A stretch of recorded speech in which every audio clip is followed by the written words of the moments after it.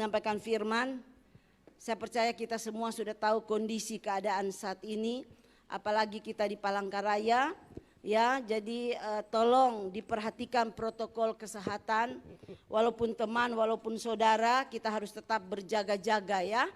Tetap pakai masker, jaga jarak, rajin cuci tangan. Karena ini meningkat dan kita juga jangan sampai menimbulkan ada klaster ya. Oke, saya memberi tema kasih yang sempurna. Hari-hari ini kita memasuki, semua orang lagi sibuk dengan Natal. Saya pikir wow, keadaan pandemi, mungkin situasi Natal itu biasa-biasa saja.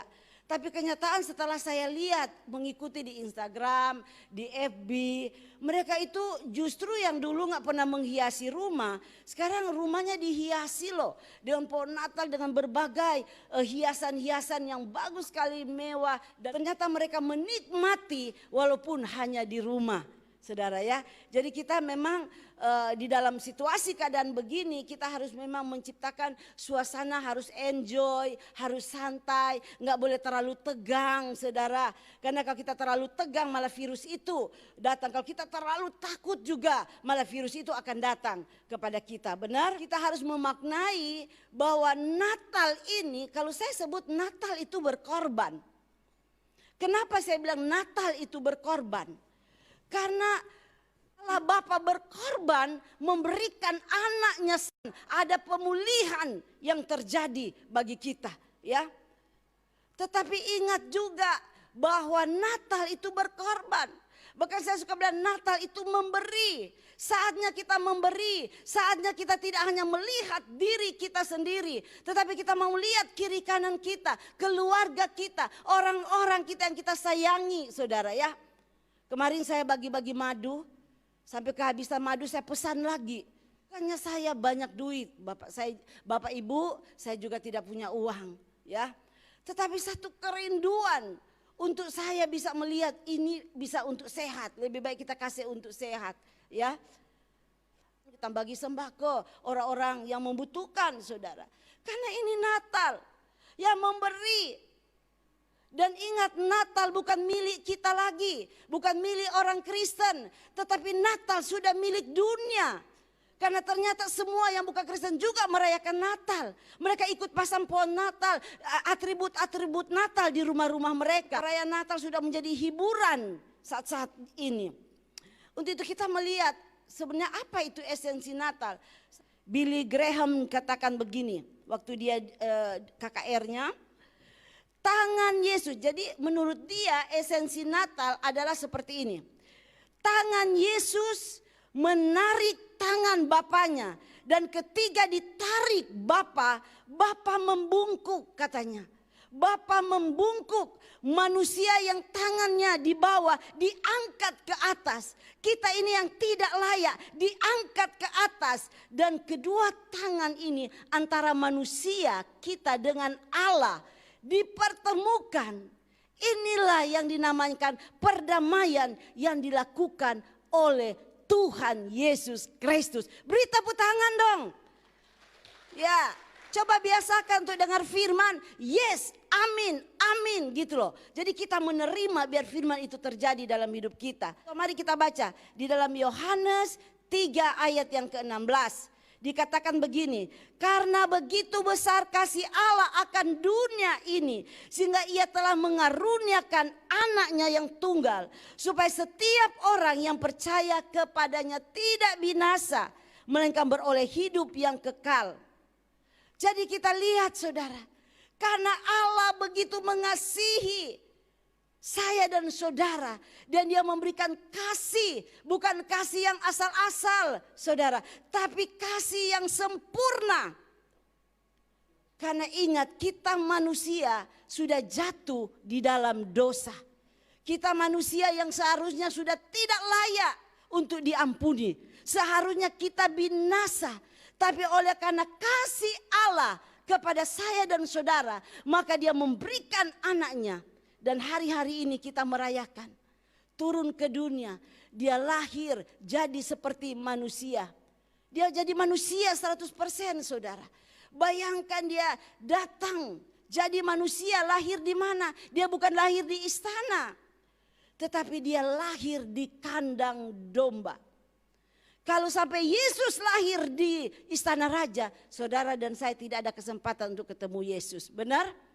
Terlalu banyak protokolnya untuk kita ketemu. Tapi karena dia lahir di kandang domba, siapa saja bisa datang berjumpa dengan dia. Bahkan pertama kali berjumpa adalah gembala-gembala domba. Benar?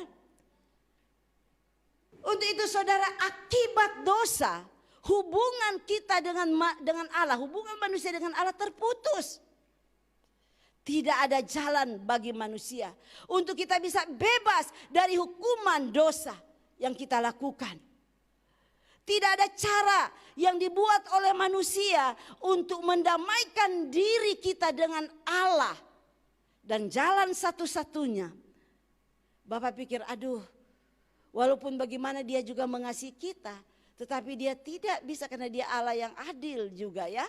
Dia Allah yang kudus, tapi jalan satu-satunya yang tadi Ibu sudah katakan, dia berikan anaknya satu-satunya, turun ke dunia untuk menjadi manusia.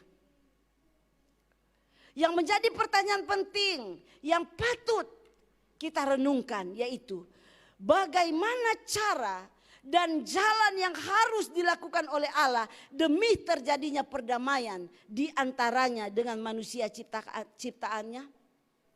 Itu yang tadi kita sudah baca di dalam Yohanes 3 ayat 16. Ini saya dapatkan dari ayat ini ada 3 hal penting yang menegaskan bahwa Allah mengasihi saya dan saudara dengan kasih yang sempurna. Yang pertama, kenapa dia begitu mengasihi kita? Karena Allah sangat mengasihi kita manusia. Pribadi Allah selalu identik dengan sifat, dengan karakter Allah. Dan salah satu sifat Allah atau karakter Allah adalah kasih. Kasih adalah berkorban. Kalau kita memiliki kasih, kita nggak takut. Kalau saudara baca renungan CPG kemarin, saudara, dia bilang kasih, lawan dari kasih ternyata ketakutan. Kalau kita mengasihi, kita nggak akan takut. Kita mengasihi Tuhan, pasti Tuhan akan tolong kita. Tuhan akan lindungi kita, amin. Karena dia sudah lebih dulu mengasihi kita, saudara. Makanya ada beberapa pengertian yang saya dapatkan, dikatakan begitu besar kasih Allah. Memiliki 3 makna dari kata ini. Makna yang pertama, saudara, menunjukkan kepada kondisi yang tidak dapat dibatasi oleh apa dan siapapun. Ingat, begitu besar kasih Allah, begitu besar. Menandakan bahwa tidak ada yang bisa membatasi kasih Allah di dalam hidup kita. Di dalam kondisi apapun, siapapun. Bahkan Rasul Paulus sempat bilang di kitab Roma, ya, bahwa kasih Allah tidak bisa dipisahkan karena penganiayaan, karena keadaan, karena masalah. Saudara, jangan sampai karena kita punya masalah, keadaan anak-anak muda. Jangan sampai karena kita pikir kita sudah umur. Allah nggak mengasihi kita, kok kenapa kita belum dapat jodoh? Untuk itu kita sel saja. Tahu tuh sel, saleh?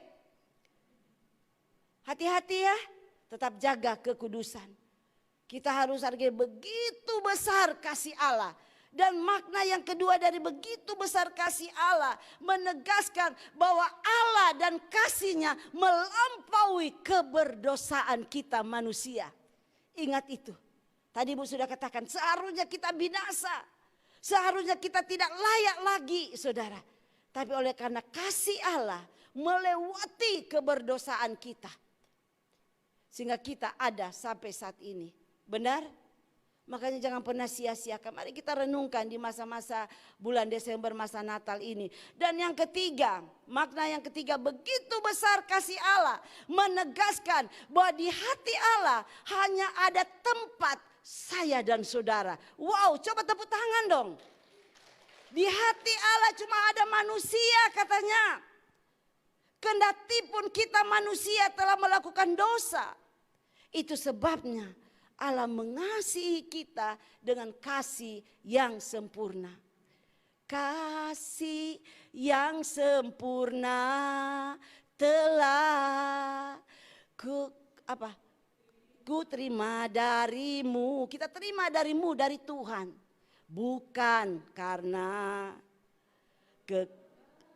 kebaikan, bukan karena kebaikan, bukan karena kita sudah sempurna, bukan karena kita sudah benar, tidak. Tapi Tuhan nyatakan itu sejak manusia berdosa, benar? Itulah kasih Allah yang sempurna, saudara. Jadi kalian harus ingat, renungkan di minggu-minggu Natal ini. Begitu besar kasih Allah. Kalau kita dalam masalah, saudara, mungkin langsung ingat, karena begitu besar kasih Allah. Benar? Sehingga dia sanggup menolong, dia tidak akan bisa membiarkan kita, saudara. Dan yang kedua, kasih Allah kepada manusia sudah terbukti. Jadi Tuhan itu bukan seperti kita manusia. Manusia seringkali berjanji, dia mengingkari, benar. Dia berjanji, wah begini, tapi apa yang terjadi?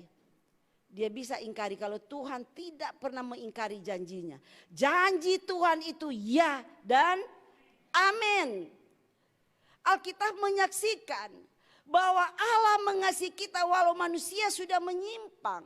Walau manusia sudah rusak, bahkan bejat, yang sudah tidak, kalau kita manusia, ya kalau bukan karena kasih Allah kita nggak ada satupun yang bisa selamat, benar? Karena kita manusia sudah jatuh di dalam dosa. Tetapi sungguh ajaib, sungguh luar biasa, karena justru kepada dunia yang sangat tidak layak itu kasih Allah dicurahkan. Amin. Untuk itu kita patut bersyukur. Kita ada orang-orang yang berbahagia karena kita dikasihi oleh Tuhan. Makanya di Natal ini mari saling mengasihi, ya. Kalau masih ada dendam, masih ada iri hati, sakit hati, mari bereskan. Supaya kita memasuki tahun yang baru dengan hati yang baru, dengan roh yang baru. Amin. Poin yang ketiga yaitu kasih Allah membawa dampak bagi keselamatan manusia, ya. Kenapa kita membutuhkan kasih Allah yang sempurna? Karena kasih Allah membawa dampak bagi keselamatan manusia. Di dalam Yohanes 3 ayat 16 yang sudah disampaikan, sudah kita baca. Ternyata itu kalau kita baca dari ayat 1, Tuhan tuh sebenarnya sedang berbicara.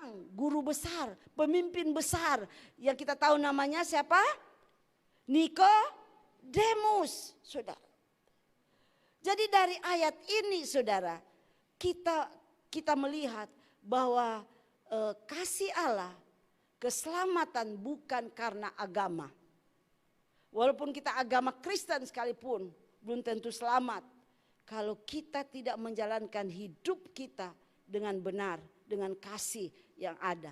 Kita kemarin kalau saudara lihat dalam pembacaan Alkitab hari-hari ini, kemarin 2 hari ini kita sudah masuk di dalam pembacaan 7 jemaat, ya.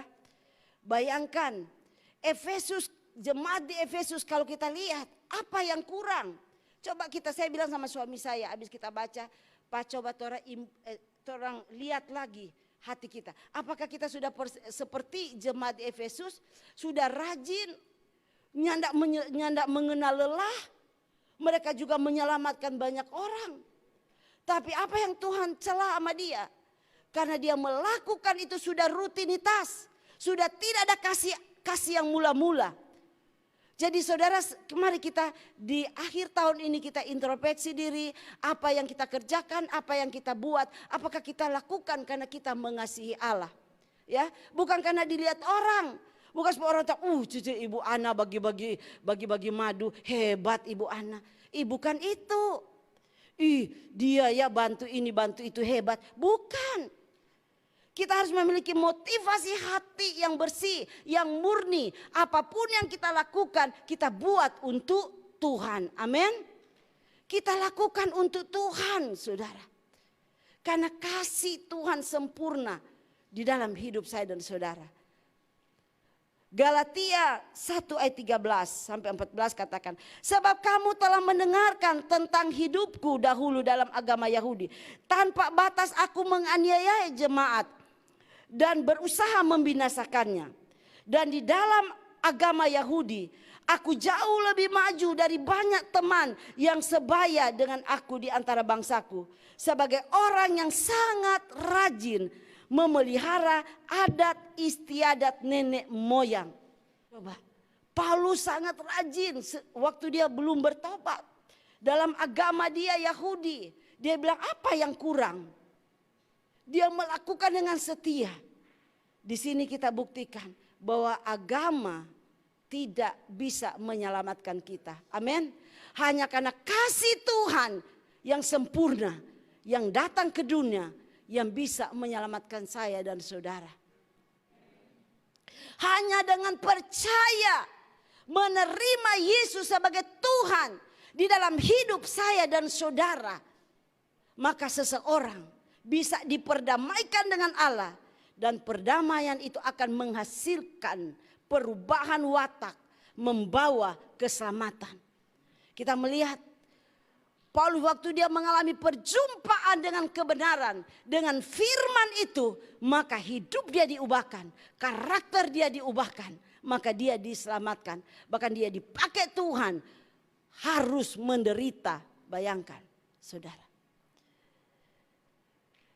Hidup adalah kontras dari kematian. Yohanes 14 ayat 6. Akulah jalan dan kebenaran dan hidup. Tidak ada seorang pun yang datang kepada Bapa kalau tidak melalui aku. Ketika Alkitab berbicara tentang hidup, saudara, hal itu menunjukkan kepada kita adanya hubungan dan persekutuan dengan Allah. Ketika berbicara tentang kematian, Alkitab mengacu pada rusaknya hubungan Allah dengan manusia. Makanya kita perlu isi hidup kita ini dengan firman, dengan kebenaran, saudara ya. Kalau hidup kita ini diisi dengan kebenaran, firman Tuhan, dengan persekutuan dengan Tuhan terus menerus, kita bangun terus persekutuan dengan Tuhan, maka hidup kita ini akan mengalami kehidupan yang dijanjikan oleh Allah. Karena Yesus datang, dia memberi kita hidup dan hidup dalam kelimpahan. Ada amin? Coba saya mau kasih ilustrasi supaya kita jelas ya. Ini coba minta tolong kamu pegang balonnya. Tolong kamu pegang balon ini. Ini ya, ini balon ini saudara, ini gelambang ini sukacita ya. Tapi sukacita ini saudara, kalau hanya sekedar sukacita dari dunia, ini hanya sementara.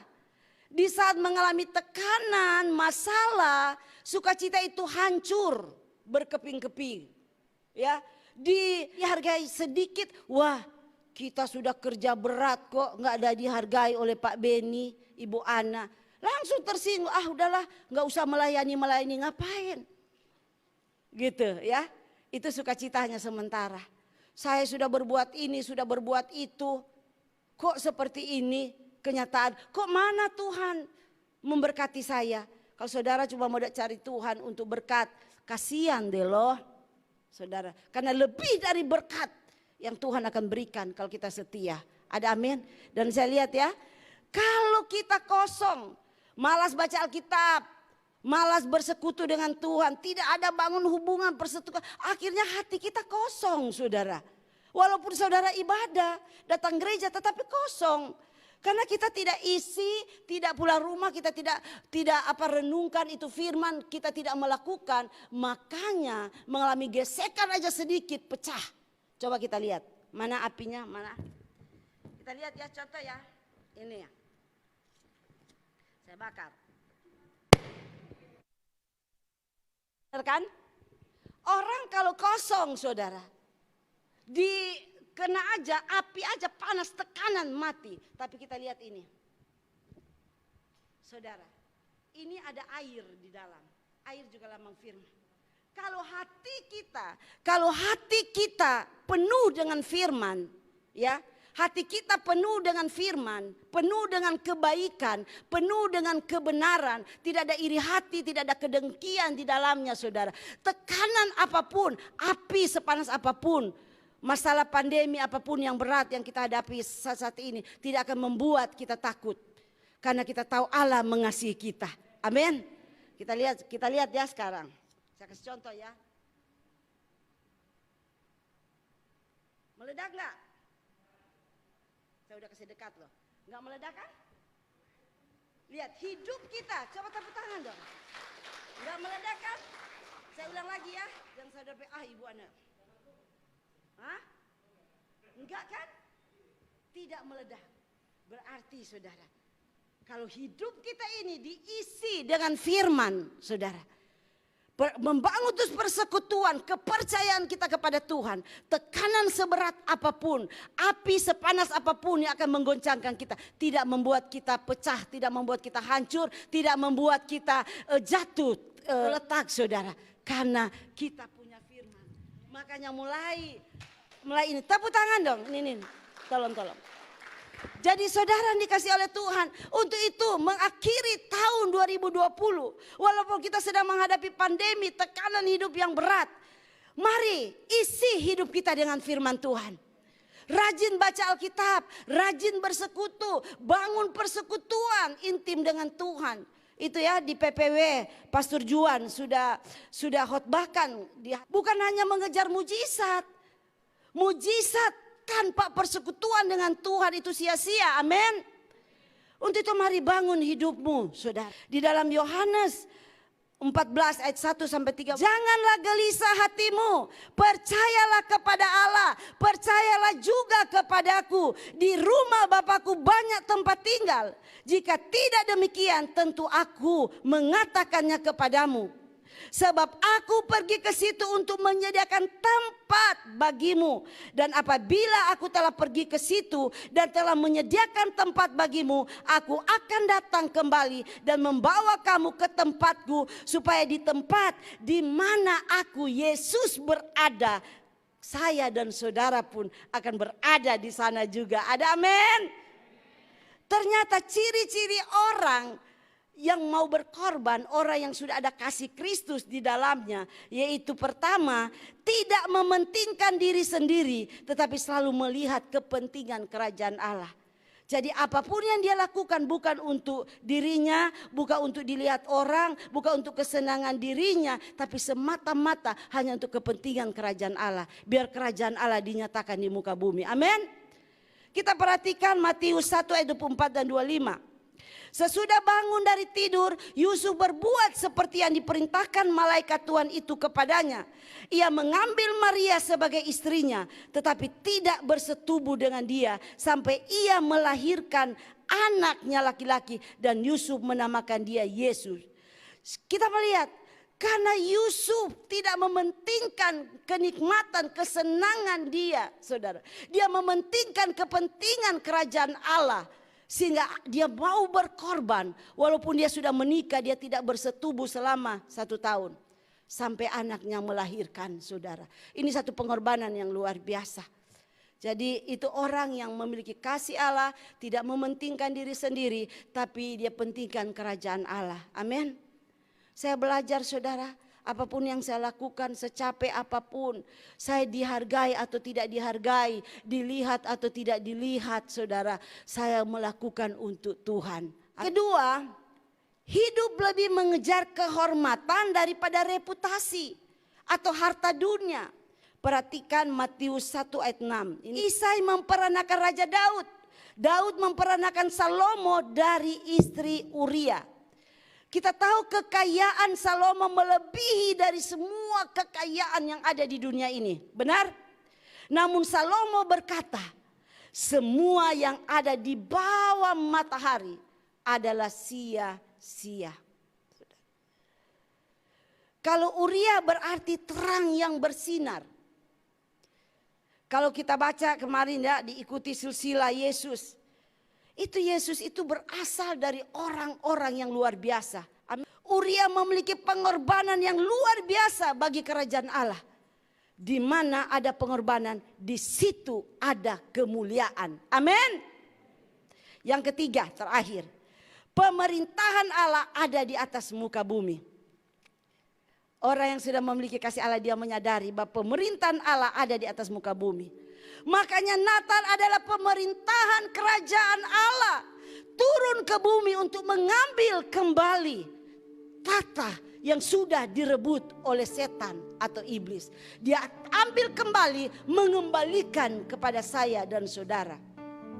Untuk itu saya katakan, siapa raja yang memerintah menentukan seberapa kuat kita.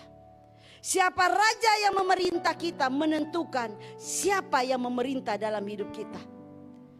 Saya tutup dengan ayat terakhir. 2 Timotius 3 ayat 1 sampai 2. Ketahuilah bahwa pada hari-hari terakhir akan datang masa yang sukar. Manusia akan mencintai dirinya sendiri dan menjadi hamba uang.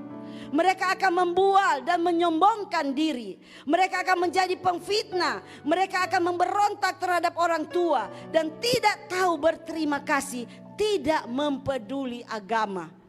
Jadi mari lewat ayat ini membawa kita meninggalkan tahun ini dan kita merenungkan, ya. Renungkan kita, apakah kita sudah jadi anak yang setia, yang taat, hormat kepada orang tua.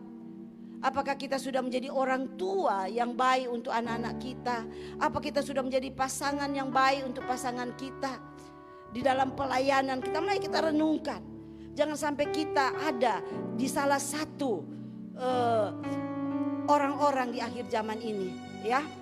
Karena waktu ini semakin sukar, semakin sulit.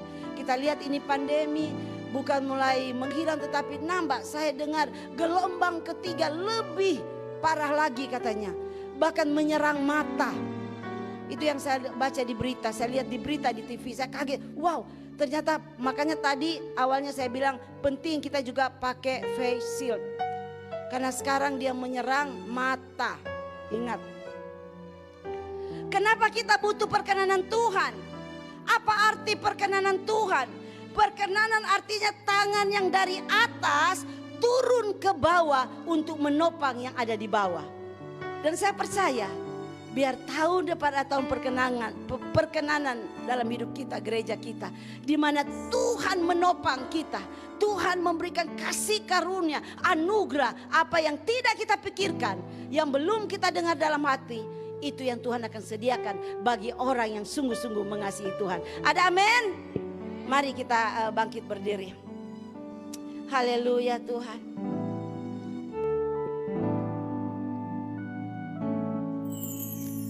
Kasih yang sempurna telah ku terima darimu, bukan karena kebaikanku, hanya oleh kasih karuniamu kau pulihkan aku, layakkanku untuk dapat memanggilmu Bapa. Kau beri yang ku pinta saat ku mencari, ku mendapatkan. Ku ketuk pintumu dan kau bukakan, sebab kau Bapakku, Bapa yang kekal. Yes, amin. Takkan kau Tuhan tidak pernah membiarkan untuk kita berlurus sendiri. Yes. hanya sendirian. Dia selalu ada di dalam setiap hidup kita. Selalu Amin ya Tuhan. bagiku, sebab kau Bapakku, Bapa yang kekal. Kau selalu ada.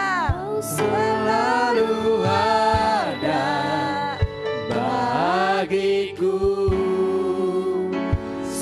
Kau Bapa-Ku, Bapa yang kekal. Benar Tuhan, Engkau selalu ada bagi kami Tuhan. Sedang menghadapi masalah berat, tekanan hidup yang berat. Mari saudara bisa angkat tangan kanannya ke atas. Saya melihat dan kita akan mendoakan. Tuhan kiara labasi kaya ralabalabalabalabashanda.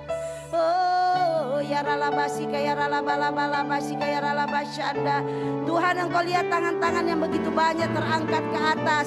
Tuhan, mereka datang kepadamu, mereka berseru kepadamu, mereka membutuhkan Engkau Tuhan. Untuk itu Tuhan, Engkau mengasihi mereka ya Bapa. Engkau sudah buktikan di atas kayu salib kasih yang sempurna yang Tuhan nyatakan. Untuk itu pagi hari ini aku berdoa, aku minta kuasa Allah bekerja, kekuatan Allah aku lepaskan di dalam nama Yesus. Apapun masalah mereka, apapun pergumulan mereka, kalau mereka sakit Tuhan sembuhkan mereka. Kalau mereka menghadapi masalah dalam keuangan, pekerjaan, kuliah, Tuhan tolong buka jalan di dalam nama Tuhan Yesus Kristus. Terima kasih Tuhan. Ini doa kami Tuhan. Kami kembalikan pujian, hormat, kemuliaan hanya bagi Tuhan. Biar kebenaran itu terus berbicara bagi kami ya Bapa. Dalam nama Yesus sama-sama katakan.